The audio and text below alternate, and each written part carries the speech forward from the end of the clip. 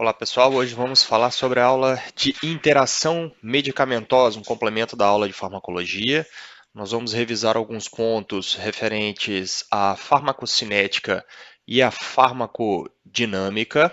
Tá? Então são alguns pontos que a gente vai fazer questão de lembrar, algumas coisas que a gente precisa ter em mente para poder estudar a interação medicamentosa. Né? A definição de interação medicamentosa ocorre quando os efeitos de um fármaco são alterados pela presença de outro fármaco, alimento, fitoterápico ou algum agente químico ambiental. Então, na verdade, o estudo da interação medicamentosa é quando uma droga interage com a outra e existem diversos mecanismos de interação entre essas classes, entre essas drogas, ou uma droga interagindo com o alimento pode aumentar a absorção dessa droga ou diminuí-la, interferir na ação ou não. Tá? Em relação aos fitoterápicos, certos fitoterápicos eles acabam atrapalhando a ação ou potencializando a ação de uma outra droga de um tratamento convencional, e um agente químico ambiental, por exemplo, um agrotóxico presente nos alimentos, né? A gente sabe que os bifosfonados eles têm a capacidade de aumentar a expressão de certas enzimas do complexo citocromo P450. Isso pode afetar o metabolismo de outras drogas. Enfim, qual é o principal problema da interação medicamentosa? É o aparecimento de efeitos adversos. Veja bem, em determinados momentos, eu quero que essas drogas interajam entre si. O exemplo clássico é quando eu associo o paracetamol junto com a codeína, dois analgésicos que atuam por vias metabólicas diferentes, promovendo um efeito sinérgico. Às vezes a interação ela é preferível, ela é importante. O que nós devemos evitar sempre para o paciente é um efeito adverso devido à interação entre essas drogas, ou diminuindo o efeito esperado ou aumentando esse efeito dessa droga. Tá? Então eu trouxe aqui um estudo científico interessante que fala, um estudo do Hospital Universitário da Universidade Estadual de Londrina, que foi feito um levantamento, né, dos pacientes internados, analisando qual era o número de drogas, né, em relação a cada um desses pacientes. Quantas drogas simultaneamente, quantos medicamentos simultaneamente eram prescritos para cada paciente.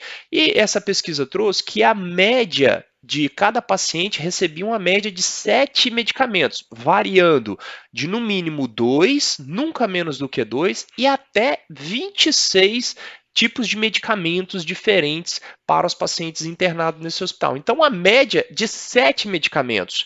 O que isso nos traz? Que de 1.785 receituários avaliados, a metade apresentou algum tipo de interação droga-droga. Ou seja, a cada 2 pacientes tratados, um apresentava interação medicamentosa entre as drogas. Então, é um problema. Outro detalhe importante é a interação medicamentosa quando ela acontece fora do hospital e fora do conhecimento do médico. É quando o paciente se automedica. Ele já faz um uso de um medicamento, por exemplo, por uma prescrição, e ele se automedica com um medicamento para dor de cabeça, um antiemético, alguma coisa do tipo, e involuntariamente ele está promovendo essa interação medicamentosa. Olha só, uma pesquisa do CRF, do Conselho Regional de Farmácia de São Paulo, trouxe esse dado. 76,4% dos brasileiros se automedica.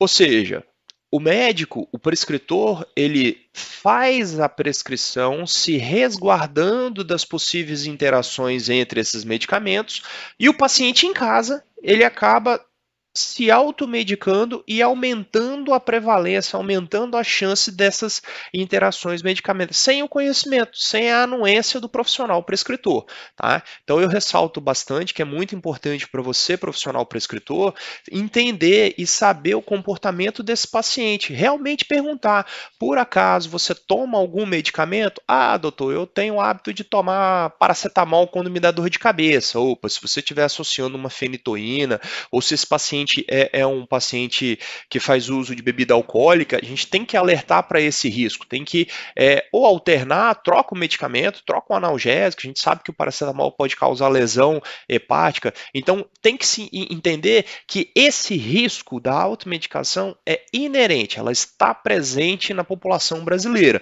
Então, na hora de avaliar a prescrição médica para um tratamento a longo prazo, para um tratamento medicamentoso do paciente, tem que levar em consideração o risco desse paciente também se automedicar.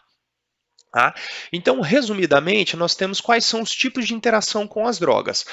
Droga com outra droga, ou seja, medicamento com o medicamento com o alimento, o medicamento com o suplemento no sentido ou de diminuir a absorção de uma determinada vitamina ou sal mineral, ou aumentar a sua excreção. A gente vai ver que alguns medicamentos, por exemplo, os corticosteroides, eles diminuem a absorção de cálcio e magnésio, aumenta a eliminação de vitamina C, então também tem que se avaliar o uso prolongado de determinadas classes interagindo nos suplementos vitamínicos, né, e as condições médicas do paciente.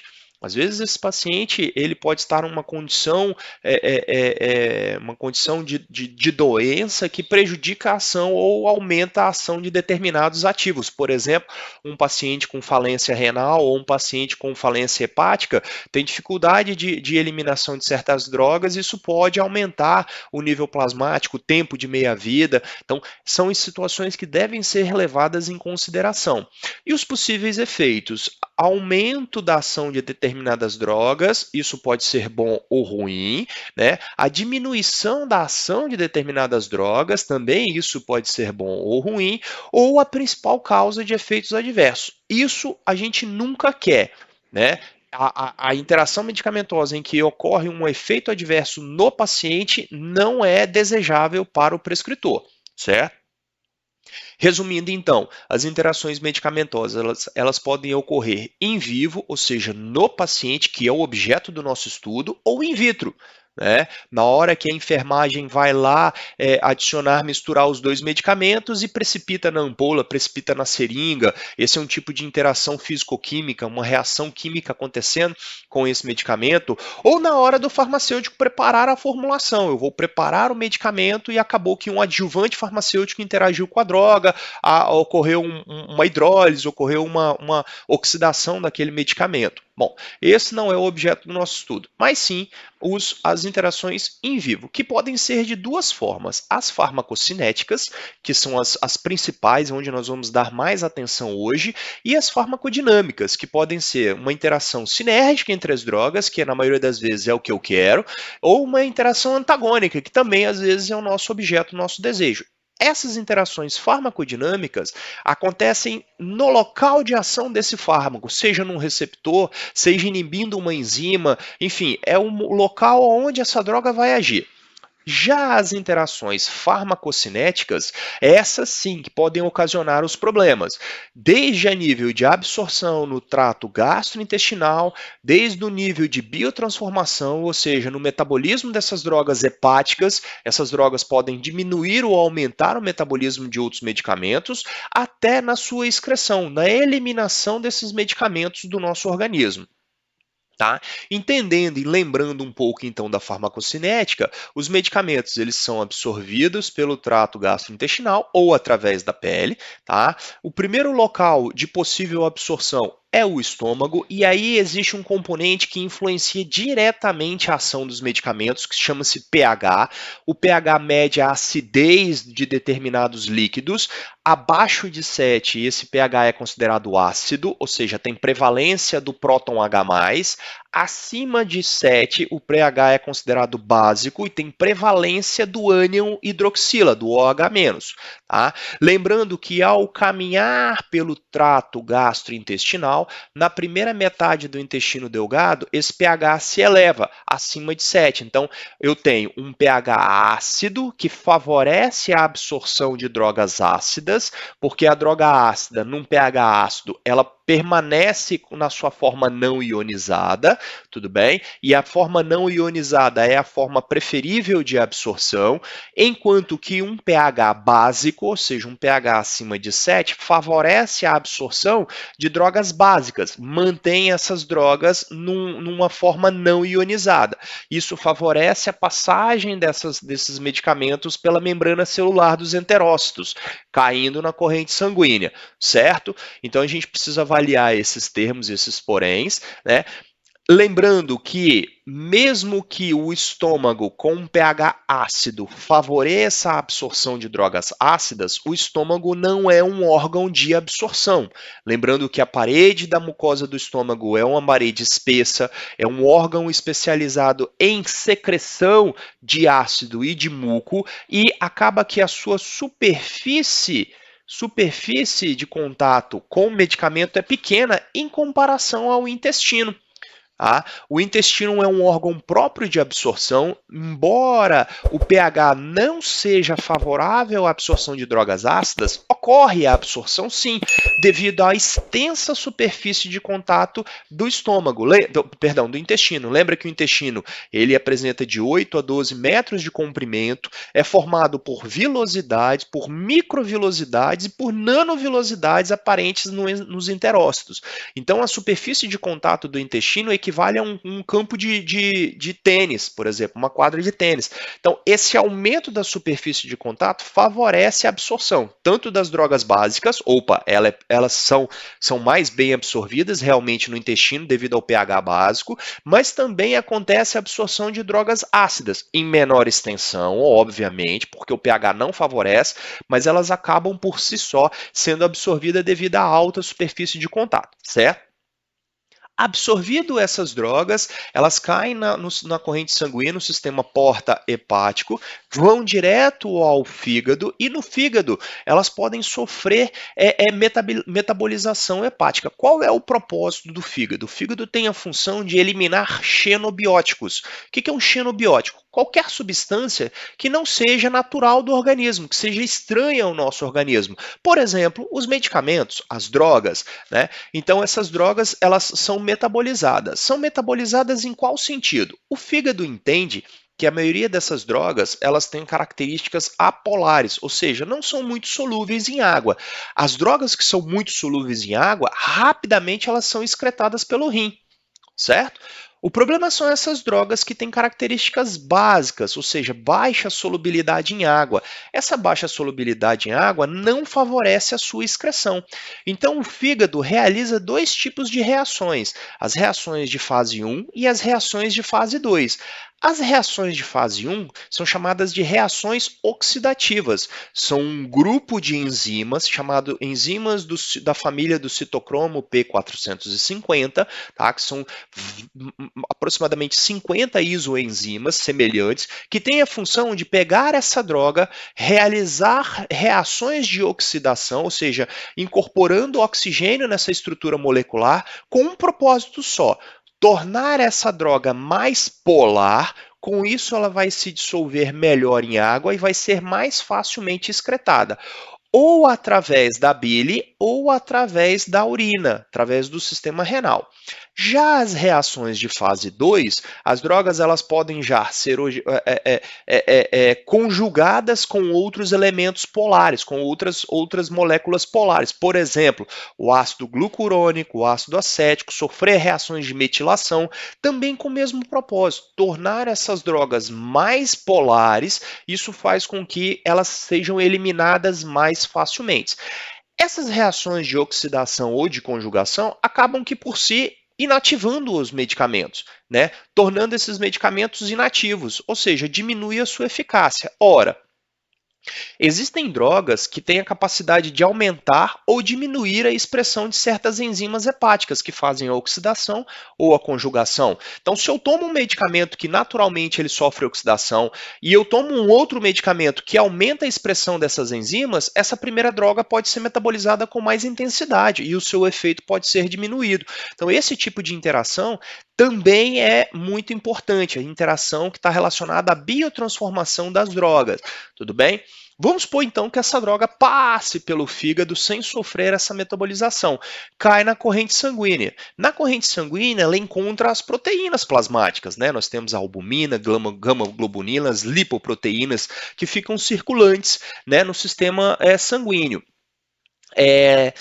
A albumina apresenta uma ligação forte com determinadas drogas ácidas. Então, esse medicamento cai na corrente sanguínea, a albumina rapidamente sequestra, age como um agente quelante. Ela se liga a essa droga ácida, formando um depósito. Veja, o medicamento, para poder fazer efeito, ele precisa estar no seu sítio de ação, lá dentro do tecido. Para isso, ele precisa ficar livre na corrente sanguínea para poder, por difusão, chegar ao seu local de ação. Se ele liga, se há uma proteína, se ele faz essa ligação com a proteína, ele acaba que fica, entre aspas, inativado, ele fica aprisionado, formando um depósito. Então, medicamentos que apresentam altas ligações às proteínas plasmáticas, eles também têm o seu efeito comprometido. Nós vamos ver que a maioria, não é uma regra, mas a maioria dos medicamentos que apresentam alta ligação com proteína plasmática, eles apresentam uma meia-vida longa, porque eles não são metabolizados nem no fígado, porque eles estão aprisionados na albumina, e eles, em baixa concentração disponível, eles apresentam o seu efeito no local de ação. Então, essa alta ligação à proteína plasmática pode aumentar o tempo de meia-vida desse fármaco no sangue, tá? Vamos supor, então, que essa droga livre, ela passe para o tecido, realize a sua ação, e então, ela sofre a excreção. Então, farmacocineticamente falando, nós temos que atentar para 4 tipos de interações básicas. As interações relacionadas à absorção, as interações relacionadas ao biotransformação, ao metabolismo através das enzimas hepáticas, a ligação, ou seja, a sua distribuição e a sua ligação às proteínas plasmáticas e a sua excreção. Tá? Existem algumas regras, como eu falei, drogas ácidas se apresentam na forma não ionizada, ou seja, a forma em que ela é absorvida em pHs ácidos, enquanto que drogas básicas se apresentam na forma não ionizada, ou seja, na forma de absorção em pHs alcalinos. Tudo bem? Então, drogas ácidas são absorvidas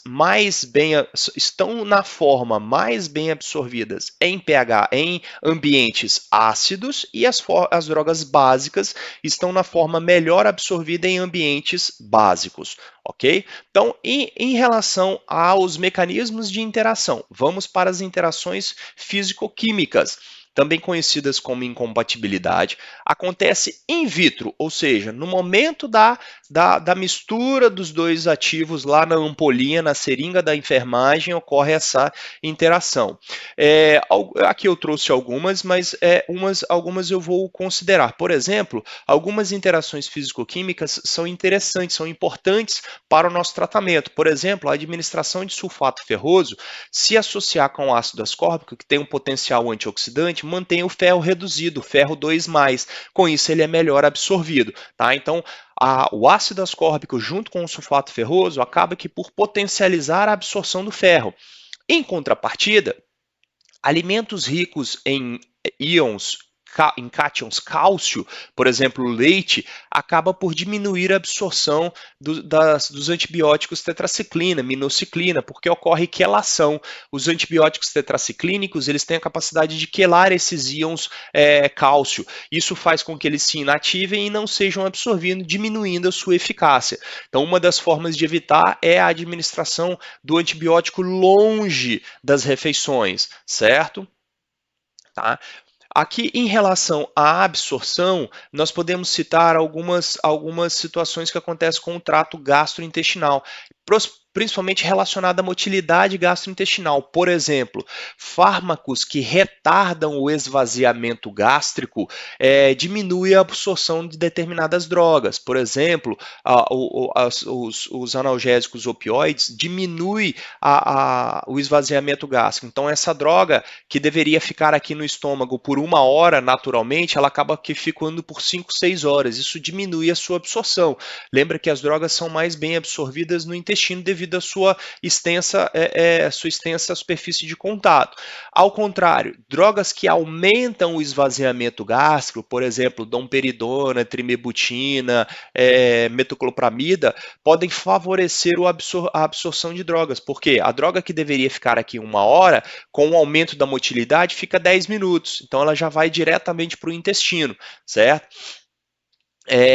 Algumas drogas que sofrem transporte ativo, por exemplo, mesmo na sua forma ionizada, elas são mais absorvidas, tá? Então, o trato gastrointestinal, eles podem sim alterar a absorção e a distribuição das drogas, tá? Aqui eu trouxe um quadro comparativo em que a absorção, a interação pode atrapalhar a absorção.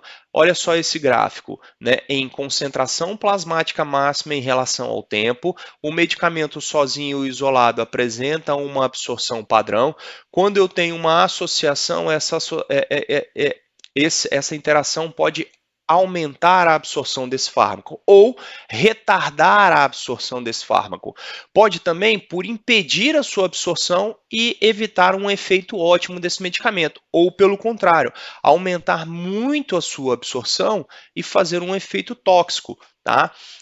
Nós devemos lembrar também que a flora bacteriana ela é de extrema importância também para um bom funcionamento do intestino. A gente sabe que a disbiose acaba por interromper a função barreira, tá? A função de absorção da mucosa.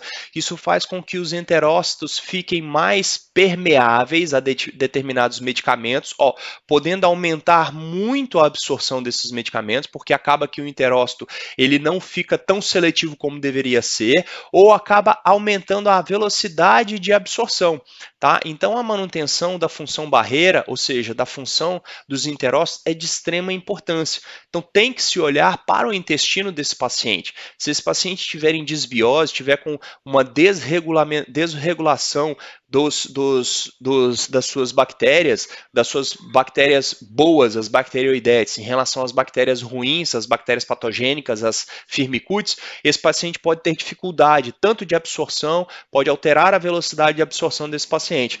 Então a flora bacteriana ela influencia sim muito na manutenção da função barreira.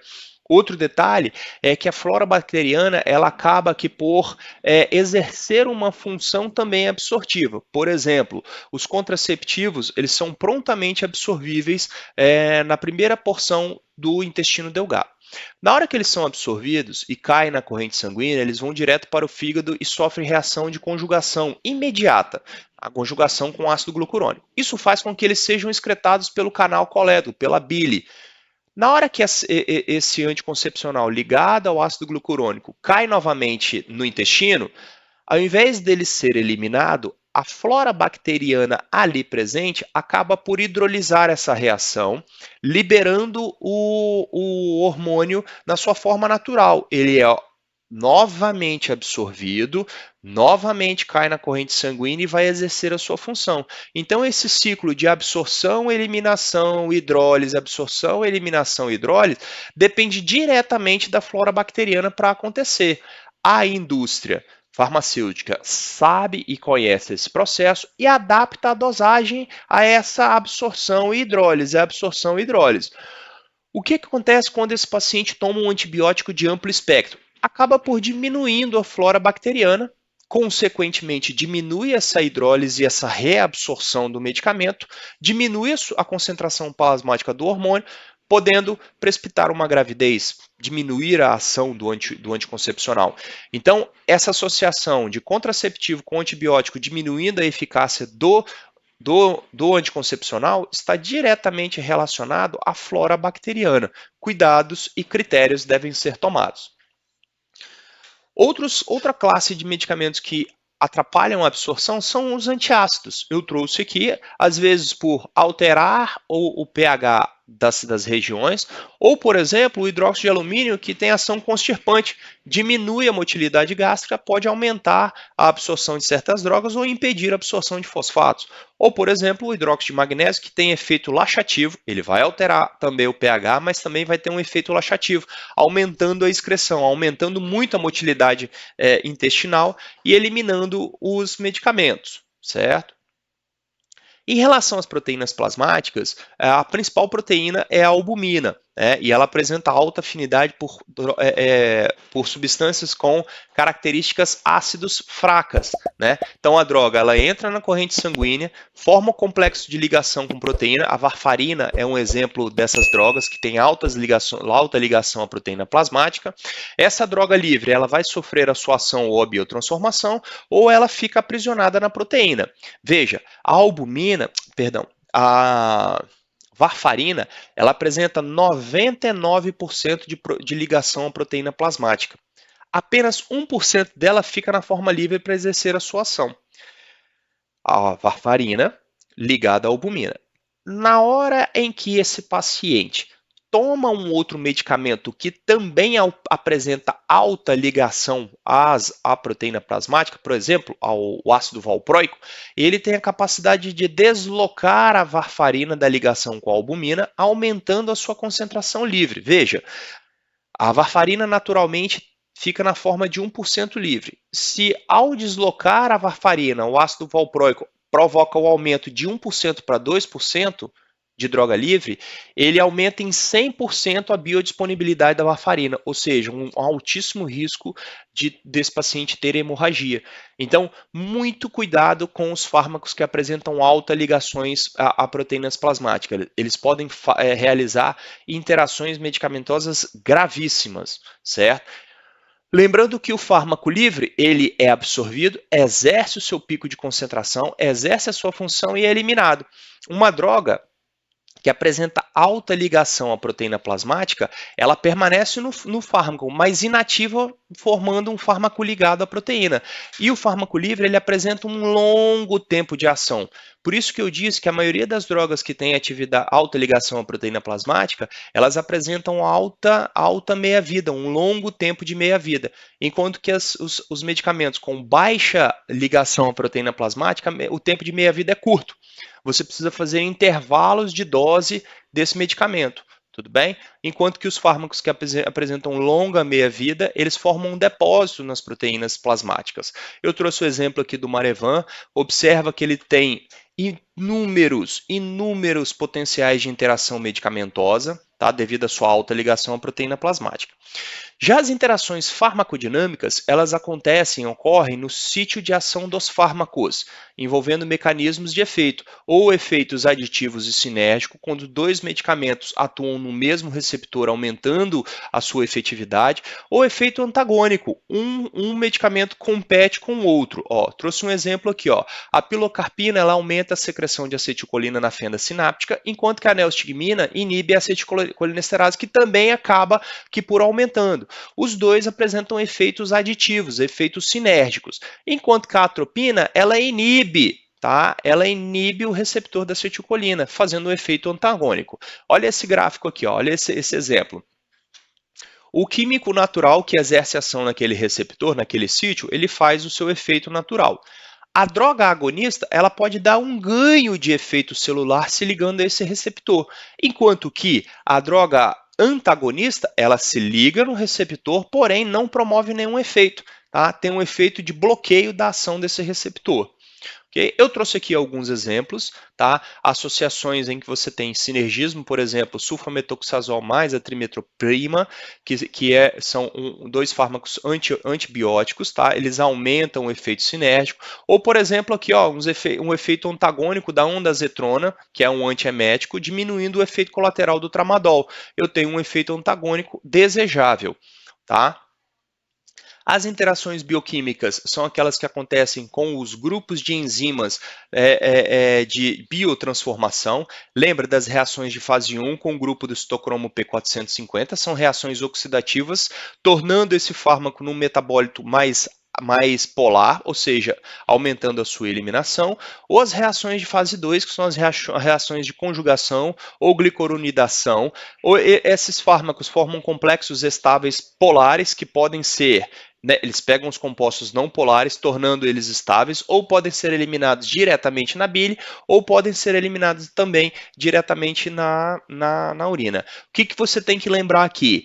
Droga A e droga B, que interferem na ação dessas enzimas, podem interferir na ação de um fármaco ou do outro. Tudo bem? Esse é o conceito que a gente pode ver. Ou aumentando a expressão de uma enzima ou inibindo. Isso pode aumentar a concentração do fármaco ou aumentar a sua eliminação. Tá? Lembrando que essas enzimas ficam dentro da célula hepática, lá no retículo endoplasmático, tá? Aderido ao retículo endoplasmático.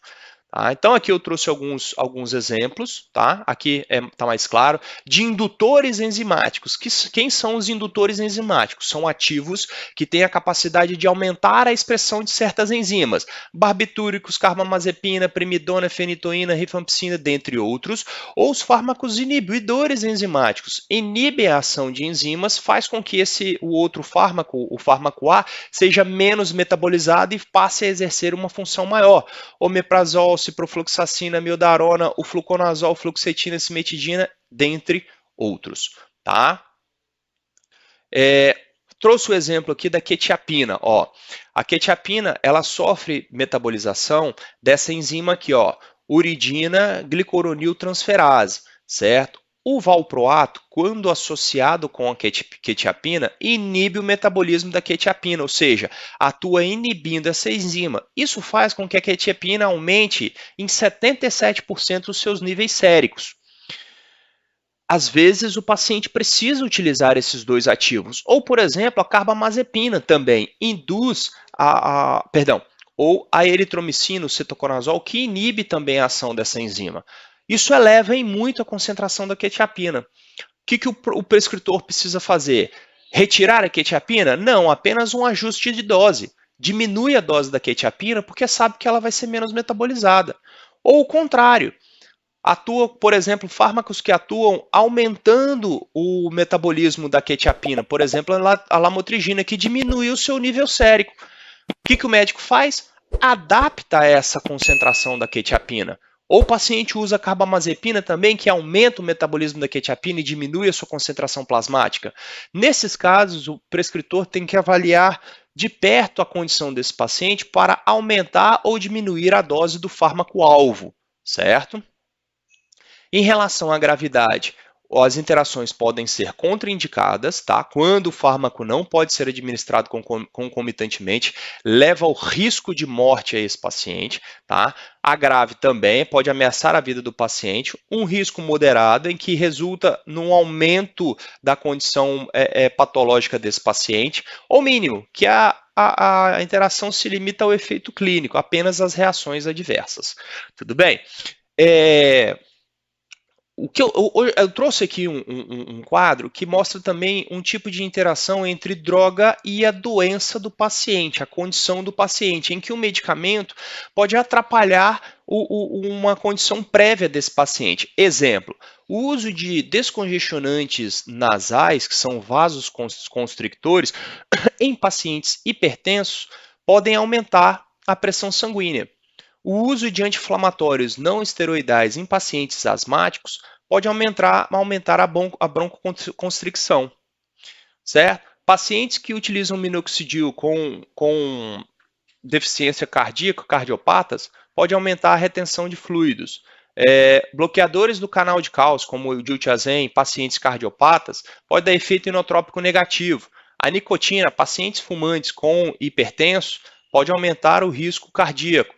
Beta-bloqueadores, como cardiopatas, pode aumentar os sintomas da asma. Metformina, com pacientes cardiopatas, pode aumentar o nível de lactato. Isso é ruim para pacientes cardiopatas. Então, o prescritor também precisa avaliar a condição do paciente, se essa droga vai piorar essa condição de saúde, tá? Vamos avaliar agora a interação em relação aos fitoterápicos. Lembra que os fitoterápicos estão sendo muito utilizados hoje em dia, tá? Por exemplo, algumas interações são benéficas. O guaco com antibiótico potencializa o efeito dos antibióticos. O guaraná, que é rico em cafeína, aumenta o efeito analgésico, né? Potencializa os efeitos analgésicos. O sene, associado a cardiotônicos, pode diminuir a absorção, já que o sene é um laxante. O ginseng pode potencializar o efeito dos estrógenos, aumentar a atividade estrogênica. Às vezes isso não é interessante em determinadas condições, por exemplo, em mulheres com tumores de mama, né? A alcachofra junto com o diurético pode causar hipotensão. O boldo do Chile com anticoagulantes pode aumentar o efeito anticoagulante devido à presença de ativos da boldina, tá? O salpalmeto, que é um antagonista da testosterona, pode, associado a hormônios, pode aumentar o efeito estrogênico, tá? A ginkgo biloba com omeprazol pode causar riscos de hemorragia cerebral, tá? É contraindicado. E em relação aos alimentos, tá? Eu trouxe aqui o caso famoso, que é o caso da toranja. Aqui no Brasil não é muito comum, mas nos Estados Unidos e Canadá a toranja ela é rica em furocumarinas, que podem aumentar a metabolização ou inibir a metabolização de certas drogas. Então, em determinadas situações, principalmente, pode aumentar o risco cardiovascular, tá? Então, evitar o consumo da grapefruit, né, da toranja. E algumas interações com alimentos aqui. Eu já citei algumas, mas eu volto a retornar. Bifosfonatos com qualquer tipo de droga. Quem são os bifosfonatos? São os agrotóxicos presentes nos alimentos. Eles aumentam a expressão de determinadas enzimas e pode diminuir a ação de diversas drogas, tá? Aí eu trouxe alguns exemplos, ó, digoxina com cereais matinais podem diminuir a sua absorção. Aspirina com leite pode dar mal-estar estomacal. Olha, o acetaminofeno com o álcool, pacientes que fazem uso de álcool e utilizam paracetamol pode causar danos severos ao fígado. Esse dano ele é reparável, tá? Mas pode causar esses danos. A tetraciclina com o cálcio nós já lembramos também. Varfarina com alimentos ricos em vitamina K. A varfarina é um antagonista da vitamina K. Então, se você consumir alimentos ricos em vitamina K, por exemplo, espinafre, acelga, almeirão, que são, né, aquelas vegetais folhosos verde, pode causar redução do efeito da varfarina, isso pode prejudicar o paciente, enfim, diversas situações. Então, muita atenção ao alimento, tá? Determinados alimentos que são ricos em cafeína, né, podem aumentar os efeitos. Se o paciente é um etilista, que ele faz consumo de álcool constantemente, cuidado com esse paciente, com as suas funções hepáticas, tá? Outros exemplos de alimentos que podem interferir na absorção de nutrientes, os corticosteroides. Pacientes que fazem uso de corticoides de longa duração, eles reduzem a absorção de vitamina A, C, B6, B9, minerais como cálcio, fósforo, magnésio, então é um risco, ou aumentam a excreção dessas mesmas vitaminas e minerais, tá? O paciente pode apresentar dores musculares, baixa imunidade, alteração de humor, perda óssea, tá? Muito cuidado com os pacientes com idade acima de 50 anos que fazem uso de corticosteroides, pode agravar a osteoporose, tá? Cuidado então com esses pacientes, tá? Nós temos também os protetores gástricos, como os inibidores da bomba protônica, reduzem o pH do estômago. Isso faz com que reduza a liberação do fator intrínseco e diminui a absorção de vitamina B12, relacionada a cansaço, cãibra, anemia, sono, demência. Tá? Também reduz a digestão de proteínas. Isso pode diminuir a concentração de albumina no sangue e afetar aqueles fármacos que apresentam alta ligação às proteínas. Tá? O que nós devemos lembrar dessa aula? Que as interações medicamento-medicamento fora do organismo acontecem na mistura de medicamentos. No local de absorção pode ser uma interação química direta relacionada à motilidade intestinal ou alteração da flora intestinal. Durante a sua distribuição, as ligações a proteínas ou as ligações diretamente aos tecidos, tá? Ao teor de fármaco livre no sangue, tá? Diretamente nos receptores, ação agonista ou antagonista.